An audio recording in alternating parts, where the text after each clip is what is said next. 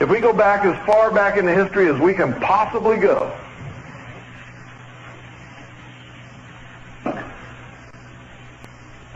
and if we can imagine, no matter what you believe, okay, because what I'm going to recount to you now is the official, hidden version of mankind that is taught in the mysteries. It's not what I believe. It doesn't have to be. And it doesn't matter whether it's what I believe or what you believe or what anybody else believes. What matters, folks, is that these people are running things. And if they're running things, what they believe will affect us, and we better know what the hell that is.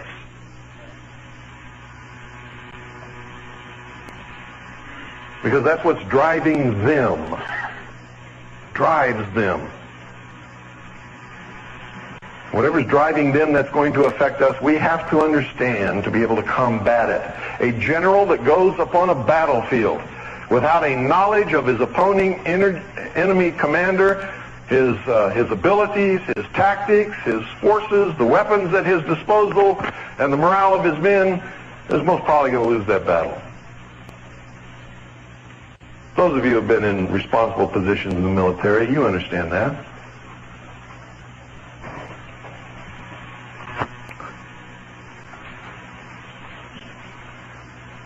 Here's their version of history. Like I said, it doesn't matter whether you agree with it, believe in it, or not. It's what they believe. It's what's driving things today. And you better understand it. They believe that way back at the dawn of the history of the human race, there was a golden age. How many of you have heard that? The golden age. So many people read about it in their writings and don't understand what it is and don't even ask a question. They just take it for granted. I did that for years. Golden age. Oh, that's nice. Keep reading, thinking that I understood what I was reading. I didn't understand what I was reading until I figured out what they're talking about. The golden age was the age of innocence in man evolution. This is their story, remember, so don't get upset if you believe a different one. Man could not think. It was an animal. It was innocent. Innocent. He went about his business living according to the laws of nature with the other beasts and animals and plants on this earth. What does religion call it? Garden of Eden. Religion says it's the Garden of Eden. God made Adam and Eve, put them in the garden to take care of the garden. They lived in innocence alongside the beasts of the field and the lions and tigers and the plants and the trees.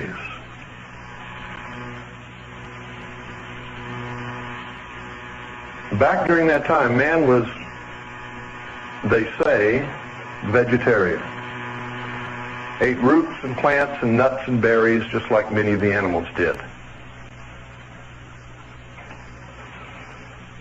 Man lived in harmony with nature.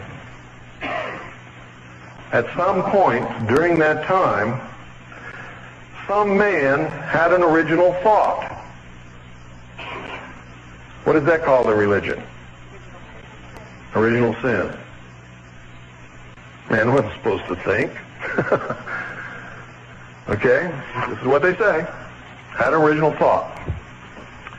And with that original thought, he picked something up and he used it to kill that animal. Bonk. You're eating the root that I was going to eat. Bonk. And he killed it. And it was dead. He decided to take a bite and see what it tastes like. It tasted good, so he became a meat eater, and a tuber eater, and a berry eater, and a nut eater, and vegetable eater.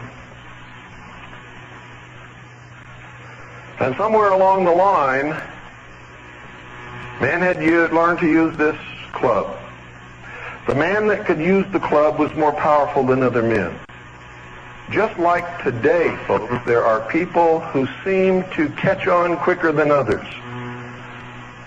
Doesn't mean the ones who haven't caught on yet are stupid, or they don't have a brain, or they're worthless. It just means they haven't caught on yet. And so the guy that had the club became the king. I'm the king because if you mess with me, I'll hit you with my club, and you haven't learned how to pick up a piece of wood and hit me with it yet. So I am your master. That worked until other men, watching him, learned how to pick up a piece of wood and said, you ain't the king, I'm the king. Well, we the king. Let's all be king. And then men had to be wary of each other. That was the consequence of that. Men then had to be wary of each other. Then came a day when, lo and behold, fire fell from heaven. A streak of light came out of the sky and struck a tree and caught it on fire. And that tree was burning. Wow. Now, you'll never understand the significance of that until you understand the significance of this. Back in those times, according to the mystery schools, man was pretty much helpless. And man, unlike the animals, didn't have this big coat of wool. May have had some hair, more than we do now. But he didn't have this big woolly coat. He lived mostly in the tropics. If he went too far out of the tropics, he would die because he didn't have the means to protect himself from the cold. Man understood instinctively that the sun provided the conditions for life on earth. How did he know that? Because when the sun rose in the morning, he was damn thankful to see it, wasn't he? It was warm. And it lit up the earth, and he could see. He could see what he was doing. He could see dangerous animals coming from sometimes miles away.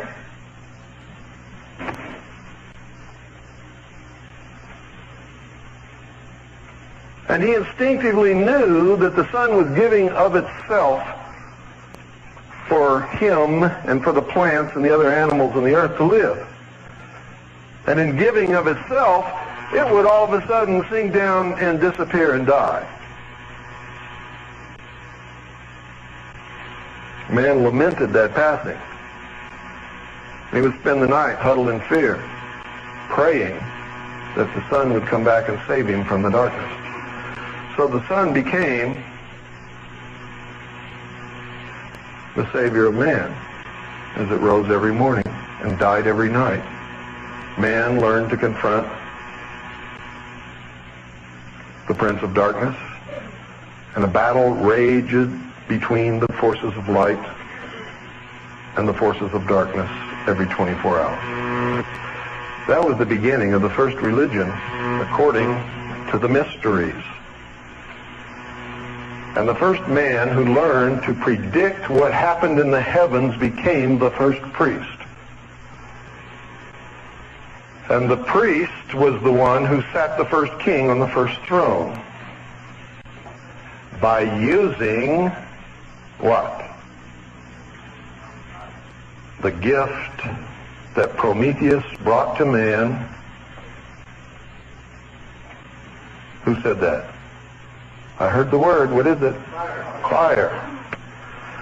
Prometheus is another word for what?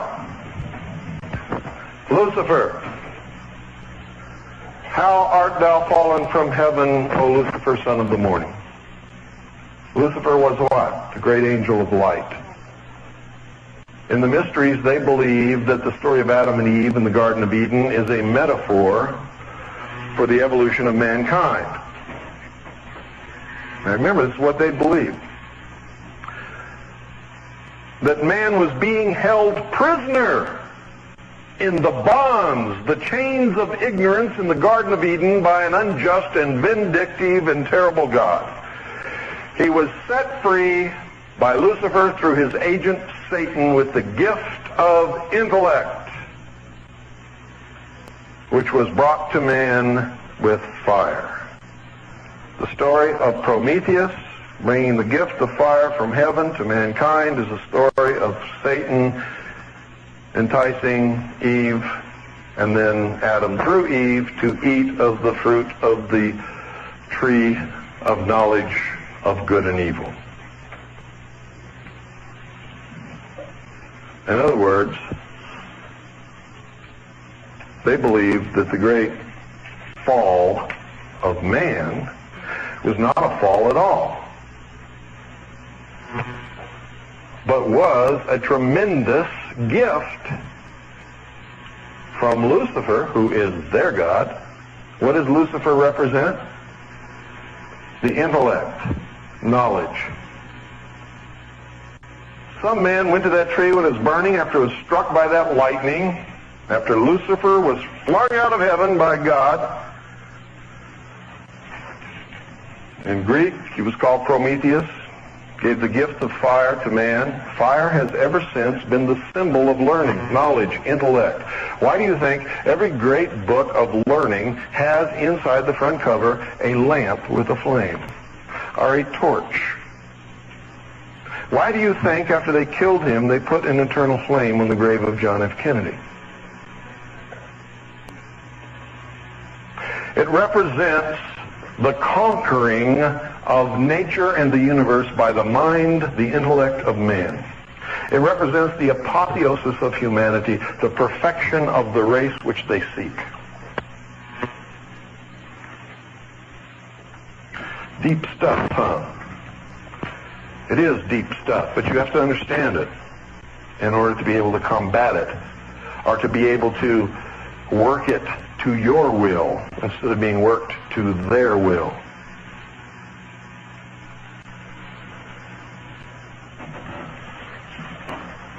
Whoever picked a burning branch up from that burning tree and learned to keep it alive became the ruler of his universe. Fire could only come from God. God lived in fire. Fire was God. Fire represented the ability to think. Fire represented the intellect. Why do you think every major religion in the world, bar none, up to a certain point in history, kept a fire burning on the altar which was never allowed to go out? It was the representation of the sun. All life, all energy, everything flowed from the sun. Sun was the representation of the power of God in the priesthood. To the common, profane humanity, the sun was God and was worshipped by almost every tribe and nation and people upon the face of this earth.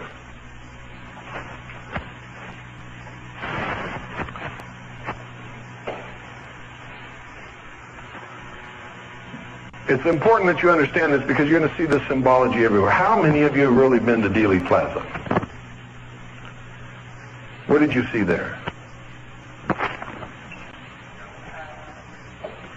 At the time we were there, we didn't know the looks of the things that we do now. You didn't see anything, did you? No.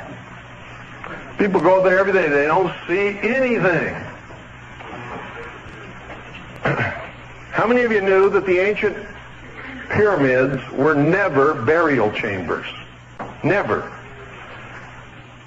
Okay, some of you are up to date. Most of you aren't, but most of you don't know this.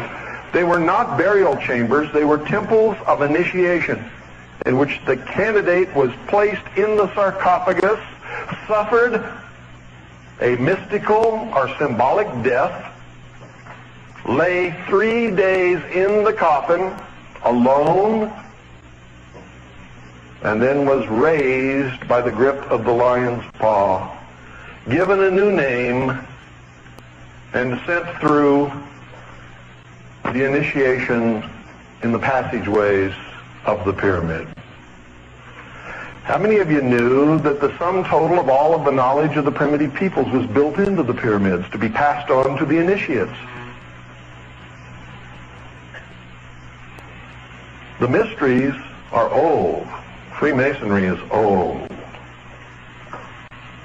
Rosicrucianism is old, ancient.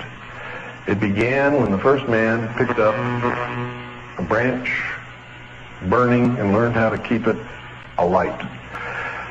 And he learned by hiding the method by which he maintained the fire, and by telling the common man that God dwelt within the fire, and by learning to predict the movements of the heavens, he could control all of the people in the realm that he could communicate to. And he became the first priest.